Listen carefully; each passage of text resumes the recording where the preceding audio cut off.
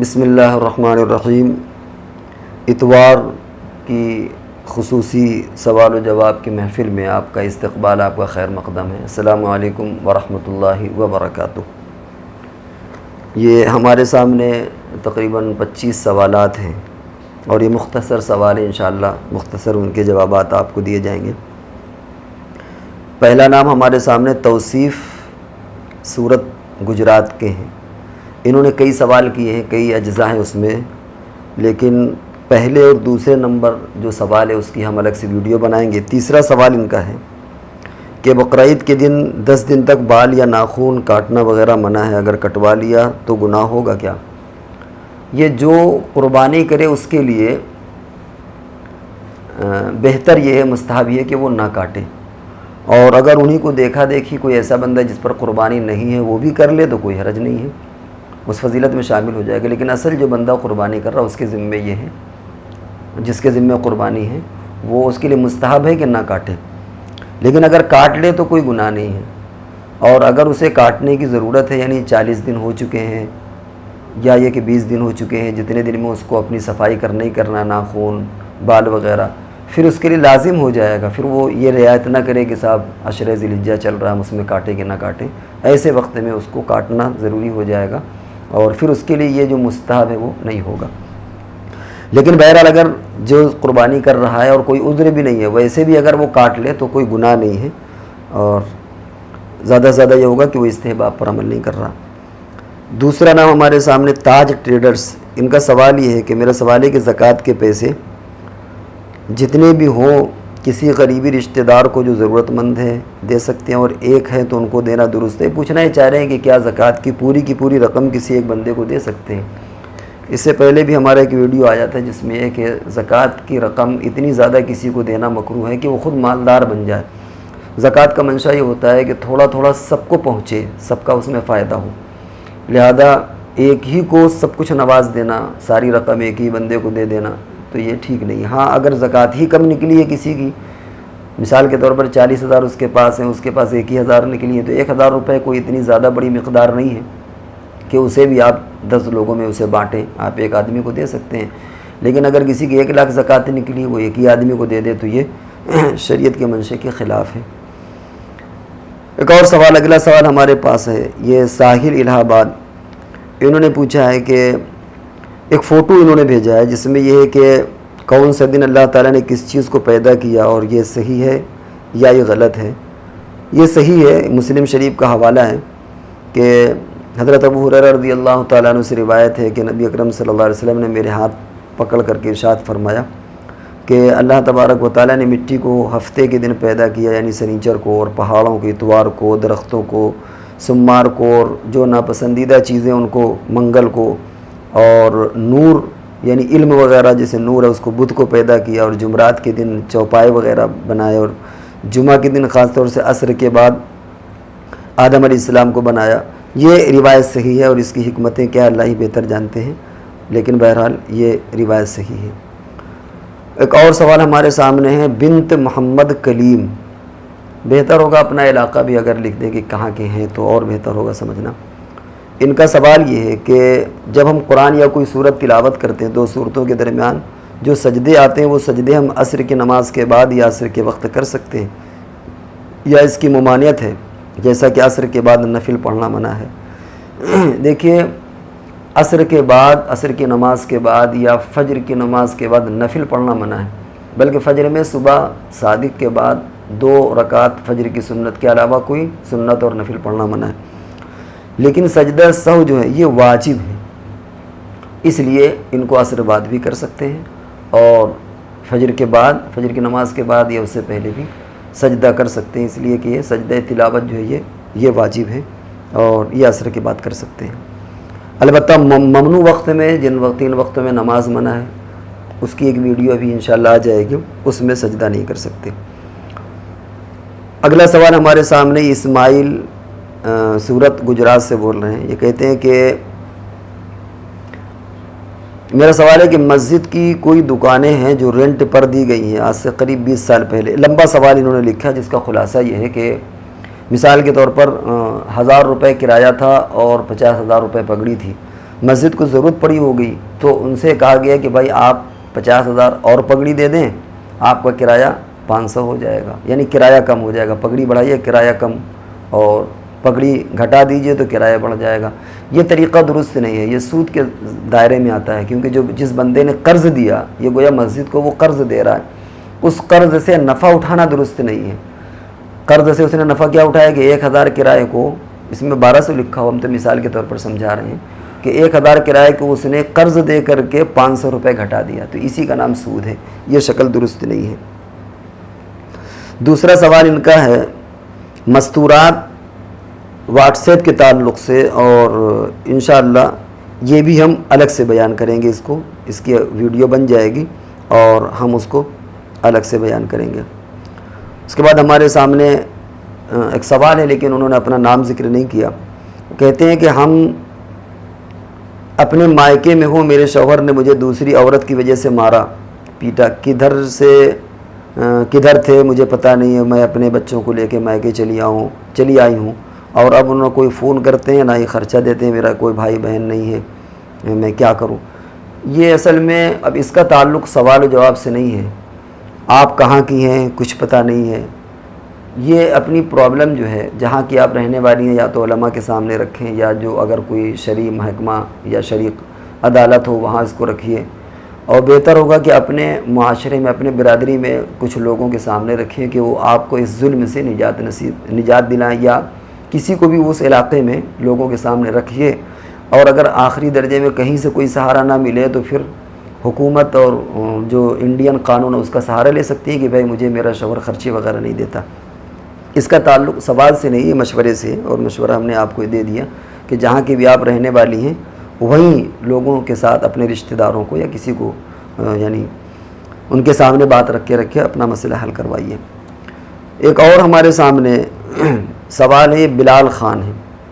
انہوں نے ایک مسئلہ پوچھا ہے کہ سید کو زکوٰۃ لینا دینا کیسا ہے؟ ایک صاحب کہتے ہیں ایسا،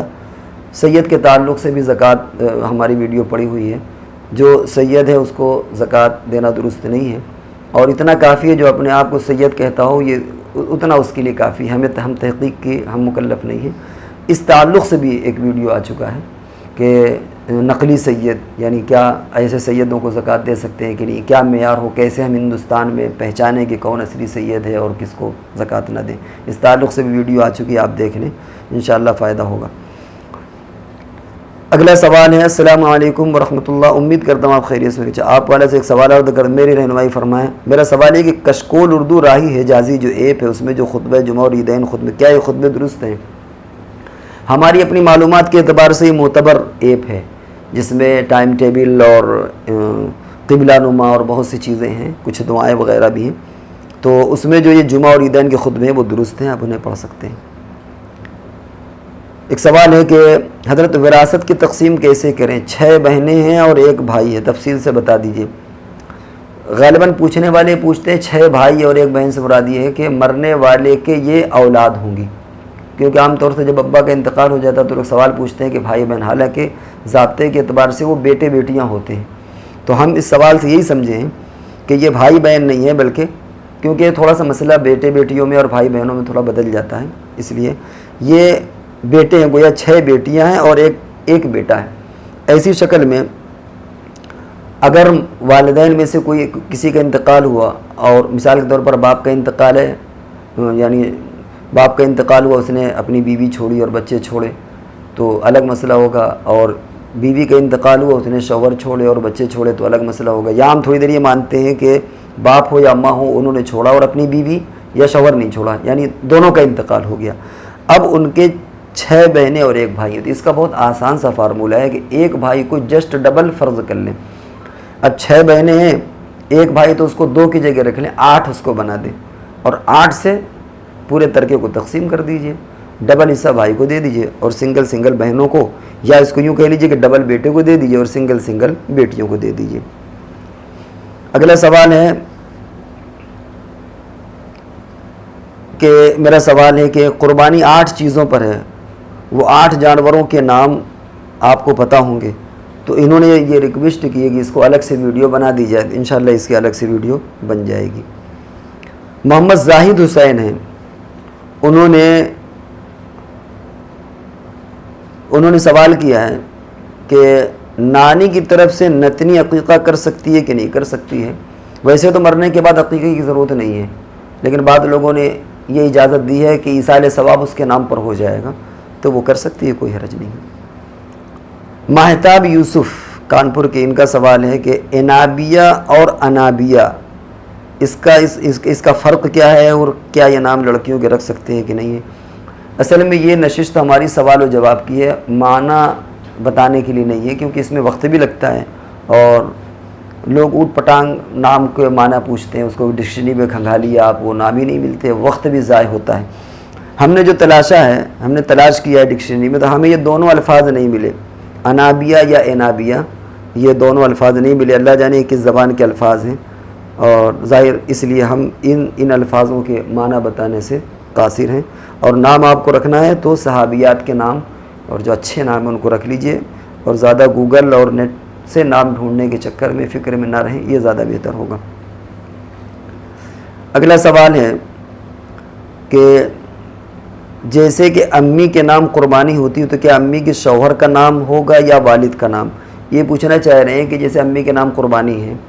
تو اس کے نام کے آج کل نام کے ساتھ اور بھی جوڑ دیتے ہیں، پہلے نام کے ساتھ باپ کا نام جڑتا ہے، اور پھر جب اس لڑکی کی شادی ہو جاتی ہے تو شوہر کا نام جڑتا ہے۔ تو یہاں پر جس نام سے وہ مشہور ہوں وہ نام لے لیجئے، اصل جس نام سے کرنا ہے وہ دل میں نیت، اس نام کی دل میں نیت ہو، بس قربانی ہو جائے گی۔ شوہر کا اس کے بعد نام جوڑ دیں یا باپ کا، اس سے کوئی فرق نہیں پڑتا۔ تو جس کے نام سے قربانی کرنا ہے وہ نام دل میں ہے، اس نیت سے آپ قربانی کر دیں گے، ہو جائے گا۔ مثال کے طور پر کسی عورت کا نام فاطمہ ہے اور اس کے باپ کا نام خالد ہے، تو آپ فاطمہ خالد کہہ کے قربانی کریں تب بھی ہو جائے گا۔ اور مان لیجئے کہ اس کے شوہر کا نام زید ہے، آپ فاطمہ زید کر کے قربانی کریں تب بھی ہو جائے گا، اس سے کوئی فرق نہیں کرتا، جو نیت ہوگی اس نیت سے قربانی ہو جائے گی۔ ایک سوال ہے، میرا سوال ہے کہ عورت کی عدت 4 مہینے 10 دن ہے، تو میری جو ممی ہے یا مما، ان کی عدت آج آخری دن ہے ان کا، تو آج وہ باہر نکل سکتی ہیں یا پھر آخری دن کے بعد نکلے؟ عدت شریعت کا مطلب یہ ہوتا ہے کہ گھر میں عورت رہے، جس دن عدت ختم ہو اس دن باقاعدہ باہر جانا یہ ضروری نہیں ہے، باقاعدہ باہر نکلنا یہ ضروری نہیں ہے، وہ ہفتوں گھر میں رہے کوئی حرج نہیں ہے۔ یہ نہیں ہے کہ آج عدت ختم ہوئی تو اب دروازے سے باہر اس کا باقاعدہ قدم نکلے، ایسا شریعت میں نہیں ہے۔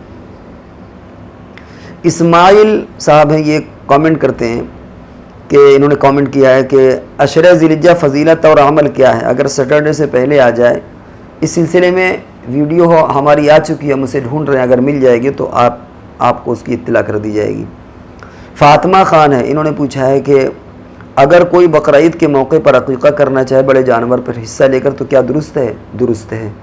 یہ شکل بھی درست ہے، آپ ایک حصہ 2 حصہ جتنا لینا چاہے لے سکتے ہیں۔ رائل پلاسٹک انہوں نے کامنٹ کیا ہے کہ غریب کو دے دیا جائے تو کیسا رہے گا؟ عقیقے کا گوشت دے سکتے ہیں آپ، سارا بھی دے سکتے ہیں، تھوڑا بھی دے سکتے ہیں، جیسے قربانی کا مصرف ہے، ہوتا ہے کہ آدمی ایک حصہ اپنے لیے رکھے اور ایک غریبوں کو اور ایک رشتہ داروں کو، اسی طریقے سے عقیقے کا گوشت ہے۔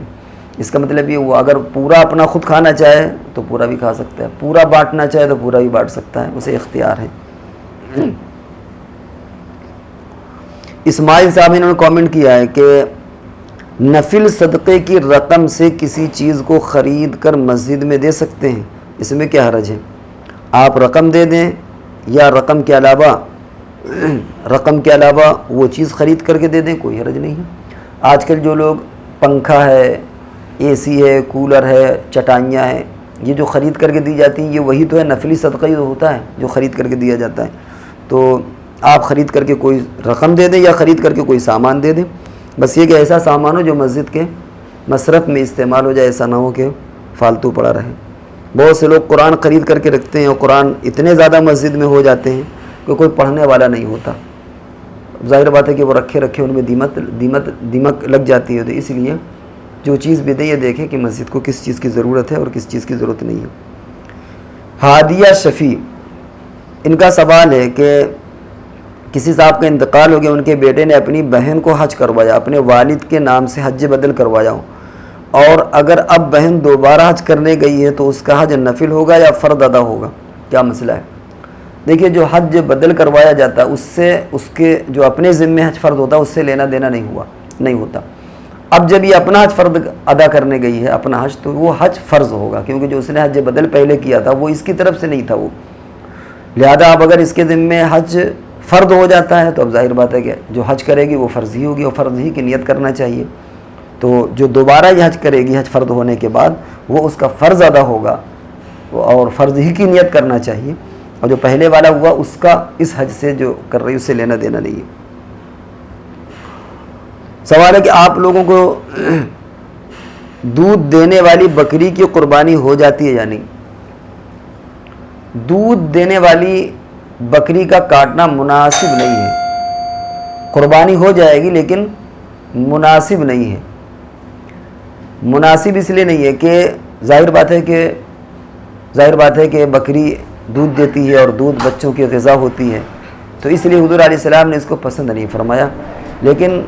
نفس مسئلے کے اعتبار سے اس کی قربانی ہو جائے گی۔ لیکن ایسے جانور کو کیوں کاٹیں جو دودھ دیتا ہے؟ آپ کو اگر نہ مل رہے ہوں تو بات کی بات ہے، لیکن جب دوسرے بکرے یا دوسری بکریاں موجود ہیں تو بلا وجہ دودھ والی بکری کو نہیں کاٹنا چاہیے۔ اگر کوئی ایسا بندہ ہے جس کے پاس کوئی اور بکری نہیں، یہی بکری ہے، تو اس کو فروخت کر دے کسی ایسے بندے کو جن کو دودھ کی ضرورت ہو۔ ایسے لوگ چاہیے، دیہاتوں میں بہت سے لوگ ایسا ہے کہ وہ دودھ والی بکری کو چاہتے ہیں، دودھ والی بکری ان کو دے دیجیے اور اس پیسے سے کوئی دوسری بکری یا بکرا خرید لیں تو جائز ہو جائے گا، لیکن مناسب بہتر یہ کہ اس کو یعنی اس کی قربانی نہ کی جائے۔ یہ